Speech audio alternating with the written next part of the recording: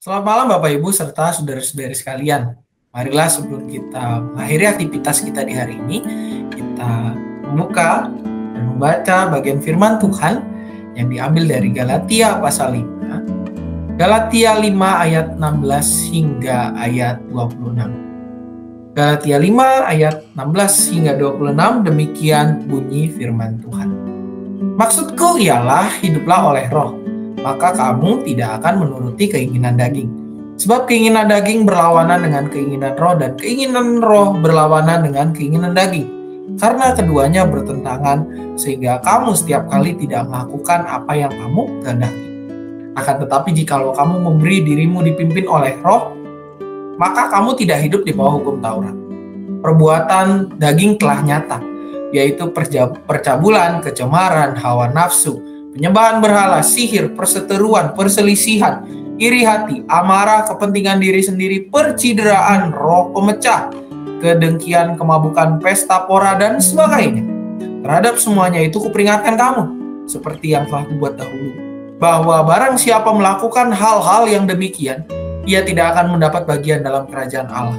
Tetapi buah roh ialah kasih, sukacita, damai sejahtera, kesabaran, kemurahan, kebaikan, kesetiaan, kelemah lembutan, penguasaan diri. Tidak ada hukum yang menentang hal-hal itu. Barang siapa menjadi milik Kristus Yesus, ia telah menyalibkan daging dengan segala hawa nafsu dan keinginannya. Jikalau kita hidup oleh roh, baiklah hidup kita juga dipimpin oleh roh. Dan janganlah kita gila hormat. Janganlah kita saling menantang dan saling mendengki. Demikian pembacaan firman Tuhan. Yang berbahagia ialah setiap kita yang tidak hanya membaca, namun juga memelihara dan melakukan firman-Nya itu dalam hidup kita sehari-hari. Bapak, Ibu, serta saudara-saudari sekalian, secara tegas dalam bacaan kita tadi, Paulus mengungkapkan kepada jemaat di Galatia, memperingatkan kepada mereka untuk hidup di dalam roh, hidup di dalam kepemimpinan Allah, hidup di dalam Roh Kudus yang mengarahkan mereka kepada kehidupan yang kekal, kepada arah hidup yang sesuai dengan firman Tuhan. Dalam bagian ini kalau kita lihat, Paulus dengan tegas di dalam pembukanya mengatakan, hiduplah oleh roh, maka kamu tidak akan menuruti keinginan daging. Sebab keinginan daging berlawanan dengan keinginan roh, dan keinginan roh berlawanan dengan keinginan daging karena keduanya bertentangan. Dikatakan dengan jelas bahwa keinginan daging, perbuatan daging itu mengarahkan kita kepada hal-hal yang tidak sesuai dengan firman Tuhan. Percabulan, kecemaran, hawa nafsu, penyembahan berhala, sihir, perseteruan, perselisihan, iri hati, dan seterusnya. Yang bisa kita lihat dari ayat 19 hingga ayat 21. Merupakan hal-hal yang ditentang oleh Allah. Merupakan hal-hal yang benar-benar ditentang dan bahkan dilarang oleh Tuhan. Merupakan perbuatan yang tidak sesuai dengan firman-Nya. Merupakan perbuatan juga yang mengarahkan kita kepada kehancuran. Tidak hanya kepada kehancuran, tetapi juga pada perpecahan. Di sini kita bisa lihat ada iri hati, ada perselisihan, kepentingan diri sendiri, percideraan, roh pemecah. Sebuah hal-hal yang kalau kita lihat merupakan hal-hal yang bisa mengarahkan kita kepada perpecahan dalam hidup persekutuan. Di mana Tuhan menginginkan kita untuk hidup di dalam persekutuan, hidup di dalam damai dengan orang-orang di sekitar kita. Hal inilah yang mendorong Paulus mengingatkan kepada jemaat di Galatia untuk hidup di dalam roh, hidup di dalam tuntunan Roh Kudus, dan bahkan membuahkan buah-buah dari kepemimpinan Roh Kudus dalam hidup mereka yang dapat dilihat oleh orang-orang di sekitar mereka. Hal ini bisa dilihat lewat buah-buah roh, yaitu kasih, sukacita, damai sejahtera, kesabaran, kemurahan, kebaikan, kesetiaan, kelemah lembutan, bahkan penguasaan diri. Paulus mengingatkan kepada jemaat di Galatia dengan tegas bahwa hidup kita yang benar adalah hidup yang berada di bawah kepemimpinan Roh Allah. Roh Kudus yang mengarahkan kita kepada hal-hal yang bisa mempersatukan kita dengan saudara-saudara kita. Membangun perdamaian dengan orang-orang di sekitar kita. Bahkan menggerakkan mereka yang ada di sekitar kita untuk bersama-sama hidup di dalam persekutuan dan aktif melayani Tuhan. Dan juga dikatakan di sini terkait dengan identitas kita, Bapak Ibu, bahwa siapa yang menjadi milik Kristus Yesus, ia telah menyalibkan daging dengan segala hawa nafsu dan keinginan. Artinya bahwa kita adalah ciptaan baru di dalam Tuhan.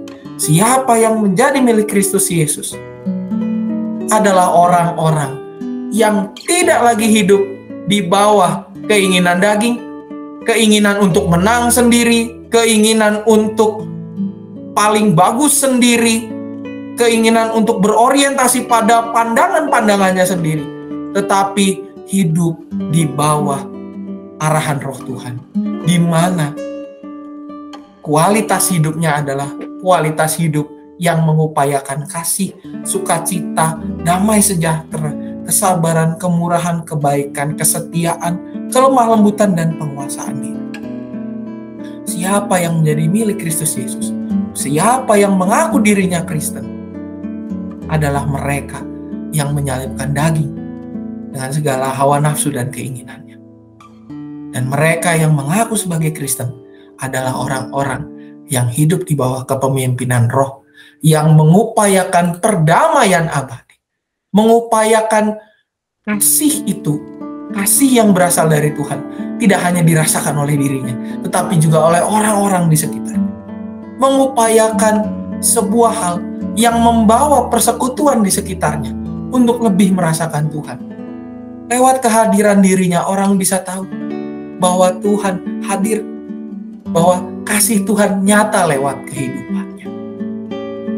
Dan di dalam menutup sapaan ini, Paulus mengatakan, baiklah kita hidup dipimpin oleh Roh. Janganlah kita gila hormat, janganlah kita saling menantang dan saling mendengki. Yang menegaskan, hiduplah di dalam perdamaian, hiduplah di dalam kedamaian, ketentraman, kasih satu dengan yang lainnya. Pertanyaan untuk kita renungkan pada malam hari ini, Bapak Ibu. Apakah kita sudah mengorientasikan dan mengarahkan hidup kita untuk di bawah kepemimpinan Roh Kudus?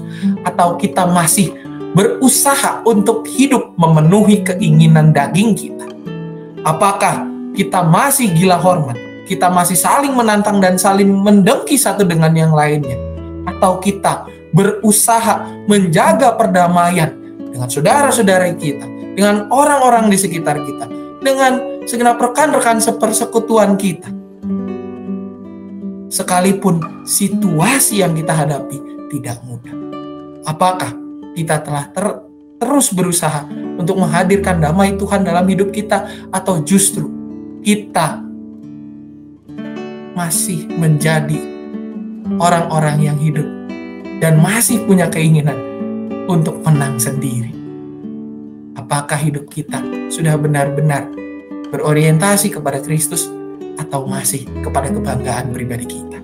Mari kita berdoa. Biarlah Tuhan melalui firman-Mu hari ini, kami diingatkan untuk mengarahkan hidup kami, untuk dituntun oleh Roh-Mu saja. Mampukan kami ya Bapa, untuk hidup di dalam kepemimpinan Roh-Mu dan bukan untuk kepentingan kami pribadi. Biarlah ya Bapa, pakai kami, urapi dan mampukan kami, agar kami boleh menjadi agen-agen pewarta kasih-Mu yang nyata di tengah dunia ini.